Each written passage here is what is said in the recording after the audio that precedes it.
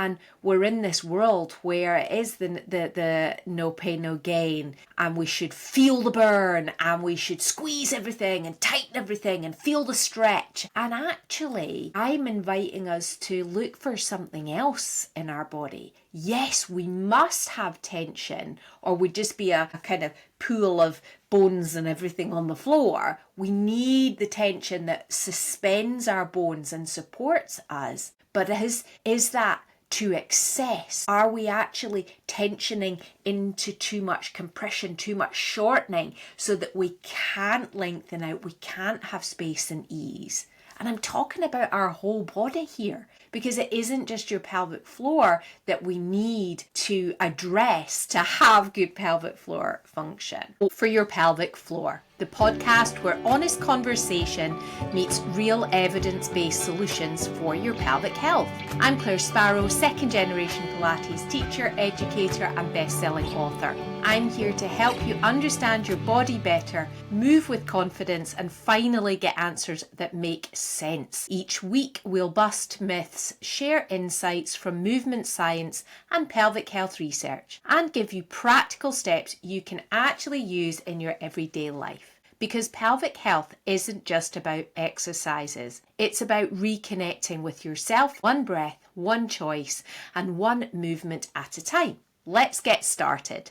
Today's episode is entitled Stop Squeezing and Start Asking What's Actually Right for Your Pelvic Floor. Before we get into the topic, I am going to begin with my weekly Claire shares. And some of you will already know this. I've talked a little bit about this in previous episodes. I'm a huge fan of Dr. Seaweed, and I've been honoured recently to try out their new Collagen Plus supplement. I have been using their original for quite some time and really felt a huge benefit to my digestion, to my skin, to my pelvic floor, to the general feeling of my whole body just feeling a little bit more hydrated and healthy, and it's just been fantastic for me. So I love things that particularly multitask so that it's a win-win. We're not just taking a supplement for one thing, and it also includes a little protein kick at the start of the day, which as a perimenopausal woman I'm starting to really appreciate how my body just needs things a bit differently. What has worked for me forever is no longer working for me. Let's just put it that way. And I know I'm not alone. So I've been really feeling the benefits of that to my skin, my fascia, and just my general feeling of well-being. And so I thought, well, today's Claire share, I thought I would just give you that little insight into something that I'm really loving right now. And I have a discount code, so I'll put the link in the show notes if you want to give it a go and not have such a big investment at the beginning, because some of these supplements, honestly, it blows my mind. I think that a lot of them are kind of on the bandwagon of menopausal women and the desperation that I felt anyway, I shouldn't say we, but I feel. And I think that the integrity behind the Dr. Seaweed brand is very different to some of the other big people out there. And so the value that you get for really reasonable price is mind-blowing. So anyway, I'll put you a link below so you can check it out if that's something that you are looking into. I've been loving it and really grateful to have tried out in a nice fancy new container too. It's the little things. It's like an unboxing when you get a new phone or something. So yeah, it's fantastic. So on to today's episode. Stop squeezing and start asking what's actually right for your pelvic floor. And the reason that I want to cover this topic today is because I get so many questions. There's a kind of desire out there, and I felt the same way, so I know this to be true, for the right thing, that there's one answer, one solution. And again, it's like the supplements that are out there's so many people raving about certain supplements for your pelvic floor, and the reality is the evidence base behind it is virtually zero, and we need to look at everybody sort of more individually. And to do that, we all need to know ourselves individually to be able to make informed choices. So I thought, okay, well, people were asking me recently about supplements and also about certain devices for massaging your pelvic floor or for exercising your pelvic floor. So I get things like, what about my menopause pelvic floor, or I'm having painful sex, or should I have this pessary or that pessary? Should I have a supplement, as I mentioned before? What's the best exercise for incontinence versus prolapse? And of course, the question has come up recently about PeriFit, because if you're on the internet and you're searching up anything to do with pelvic floor exercises, this PeriFit will come up. And so that's been a huge question. And what I have found, whether we're talking about pelvic floor exercises or anything else to do with exercise, fitness, Pilates, all of these things, most of the time, when you're asking me these questions, you kind of already have an idea of the answer.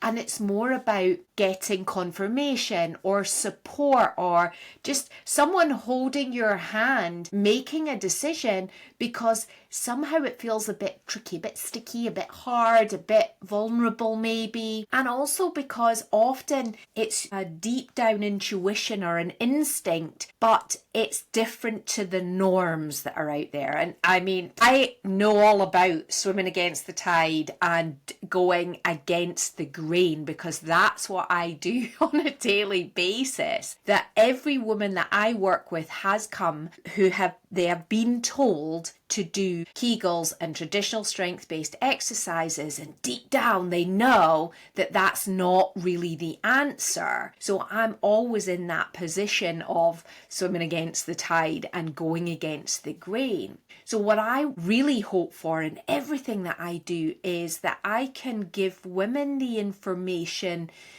that allows you to make decisions really confidently yourself about all of these things. And that doesn't mean that your decision would be necessarily to even come and do anything with me. I'm not bothered. What's most important for me is that you have autonomy over yourself. You can make decisions about your own health and well-being, whether it's your pelvic floor health or it's something else to do with your health and well-being. So I thought today I could go through a few prompts or questions to ask yourself to help you to make decisions about all of these, supplements, exercise trends, apps for reminding you to squeeze your pelvic floor, or an event, or the PeriFit, or a massager, or whatever it might be. I thought if we had some specific prompts, so this would be a good time to grab a journal, get the notes app out on your phone, and actually go through this, write these down, and I'll maybe put them in the show notes as well, then you can copy them from there. Especially if you're driving, don't get a notebook out now or get your phone out. But essentially I want you to have these as a reference to go back to, because they'll apply to you for lots of different things in life, not just your pelvic health, that is for sure. So it's like a filter. That's what we're thinking of these questions. The first question is, does this support how I want to feel in my body, not just how I want it to look or perform? This is a big one, because sometimes it's more about the ability of your pelvic floor to do something, to help you to control your bladder. But sometimes it's about having prolapse and just wanting to stop thinking about it all the time. It's like in your brain, you wake up thinking about it. How's it going to be today? Am I going to have overdone it the day before? Sometimes it's that feeling more than ability to do something. Is it about connection, function, freedom? And will this, whatever the trend or the app or the supplement is, will this help me? Will it support me in that way, in how I want to really feel in my body? So that's the first consideration in this little filter of questions. And then, will this activity help me work with my body, not fight or override it? I mean, I could do a whole podcast on this. We see so much of kind of fitness trends where, you know, you must beast your body and, you know, no pain, no gain. There's a whole brand of fitness. I don't want to name it, but there's a whole brand of fitness where if you lift the weight so much that it makes you wee, everybody celebrates it. So if you're doing the exercises so hard, there's like a bucket in the room for you to wee in. And it is absolutely mind-blowing that we would choose to push our body to that unnecessary limit to override what's functional and what's normal. Because the reality is that our pelvic floor is interacting in cooperation, not in competition, or it's not controlling everything and everything's not controlling it either. It really is collaboration and cooperation within your whole body. And then third question to consider is, am I doing this because it really feels aligned with my needs or because someone else said I should? And obviously, I might kind of be talking about those Kegels again. You'll be bored of me talking about Kegels. But the reality is that's what you're faced with. That's what I'm faced with. The one size fits all for pelvic health, which is ridiculous. Absolutely ridiculous. Your pelvic floor before you experienced any symptoms was different to mine or your neighbours or your best friends or your mum's, because who you are and what you've done in your life with your body, which includes your pelvic floor, has been different. So then how it has evolved and responded to things is different, and therefore what exercises you do, what considerations you make will be different. It's listening to your inner voice, or the voice of your pelvic floor, if you like, because honestly, you know it best and there is no one size fits all. Fourth question to ask yourself is, does this create more tension in my body or more space, ease and flow? And it's a little bit of a loaded question because it goes back to the second question, you know, that are we fighting or overriding our body's natural function? And we're in this world where it is the no pain, no gain, and we should feel the burn and we should squeeze everything and tighten everything and feel the stretch. And actually, I'm inviting us to look for something else in our body. Yes, we must have tension or we'd just be a kind of pool of bones and everything on the floor. We need the tension that suspends our bones and supports us. But is that to excess? Are we actually tensioning into too much compression, too much shortening, so that we can't lengthen out, we can't have space and ease? And I'm talking about our whole body here, because it isn't just your pelvic floor that we need to address to have good pelvic floor function. Yeah, that really is a big one, because it's inviting more healing when there is space and ease in the body. The more tension, negative tension there is, the less space there is for your body to restore itself, to heal itself the way that it's designed. And then the fifth one would be, does this choice allow me to be curious and responsive, or does it just push me further and deeper into force and fear and scarcity and wrongness, for want of a better word? You know, there's so many of you that I've worked with where you felt like you've done it wrong, that you've been doing the exercises wrong, or the way your pelvic floor is right now is somehow your fault. And the reality is it's not. And we can do so much about it. It's about listening deeper rather than squeezing harder. And squeezing, you know, I've said this before, squeezing it doesn't just mean squeezing the pelvic floor. It's like squeezing out every possible answer from yourself and your body. Can you be more open and curious and assume your body to be serving you well rather than broken or faulty or damaged in some way? And it just makes me feel so sad, because as I say those words, these are the words that I have heard women say. It's words that I felt with my pelvic floor. You know, when I had my prolapse diagnosis, I felt weak, I felt broken, I felt like I had done something wrong. I had caused it. It was my fault. And then, you know, I've talked before about women feeling like they make massive improvements and then we get setbacks. And then we blame ourselves for those setbacks. And the reality is your body's just doing what it can all the time to figure it out. And if those things happen, can we be curious and responsive? Can we use the tools that we have? You know, there's tons of classes free on my YouTube channel, little tutorials, little ideas of things that you can do to really help yourself there. This is a really big one now. Our 6th question to ask is, would I recommend this to someone I love and care for who has this symptom or this problem, this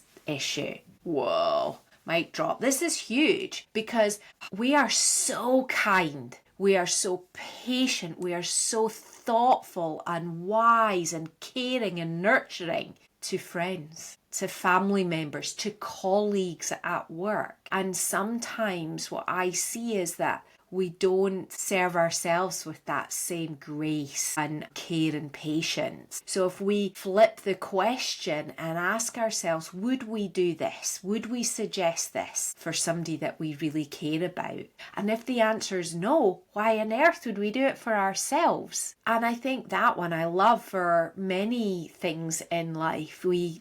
I remember berating myself all the time. And even sometimes now I have to catch myself and say, whoa, hang on a minute. You teach this all the time. What would you say if this is one of the clients in your membership? And it helps me to reframe in a big way. Okay, 2 more questions to consider. Is there science and lived experience backing this? And I say both of these things because sometimes it's just marketing, it's just loud noise, or a fabulous celebrity who you adore and respect. We can still respect someone and look at what they're advocating for and question it. Wonder, okay, is there really lived experience of this working? And you can also ask, is there science behind it? Because your body deserves so much more than just a great sales pitch. It really needs more than that. And I say both science and lived experience because science is a bit slow, and I've talked about this before. I personally feel that the lived experience, the getting benefits now, is more important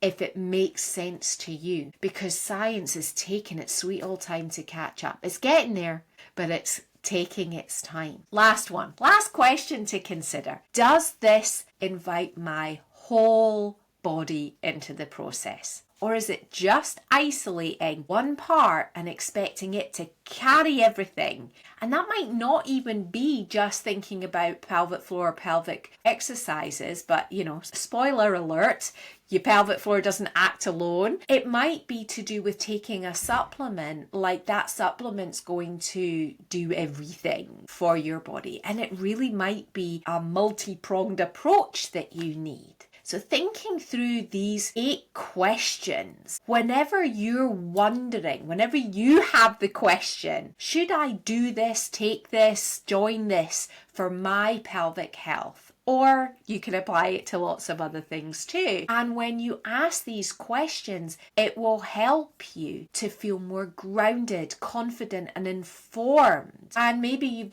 gone through these questions with a specific thing in mind, and hopefully already you will have a good idea of if that's going to work for you or not. One final, it's not really a question, but one final consideration that I would invite you to make is, how much time am I able to commit to this thing, and can I make that commitment for long enough to see if it actually works? It's a tricky one, and I was joking about this in a class I was teaching today, that Joseph Pilates has a set of principles, and one of them is patience. It's my least favourite one because I am not a patient person, and I would have loved a quick fix. I would have loved to have done a set of exercises for 6 weeks or 4 months or even 6 months and then not have to think about it ever again.